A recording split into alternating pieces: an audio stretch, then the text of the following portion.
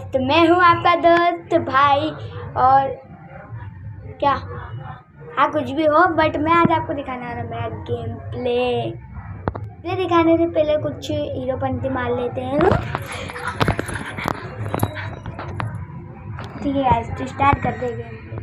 अब वो हीरोपंती मारने के बाद मेरा गेम तो हो जाता है स्टार्ट और मैं कवर लेते हुए उसको रश करने जाता हूँ। अब तो मैं रश एबिलिटी देख सकते हो, बट ये ग्लिच आपके साथ भी हुआ होगा। जब आप मारने जाओ तो आपकी स्केटबोर्ड स्टार्ट हो जाए, बट मेरे संग ये ग्लिच पहली बार हुआ तो मैं गाली नहीं दूंगा ग्रेना को। बट क्या बोलूँ मैं, ये जो मेरी वुड पेकर आज काम क्यों नहीं कर रही, इसका जवाब मैं आपसे मांगना चाहूँगा। क्यों नहीं कर रही है?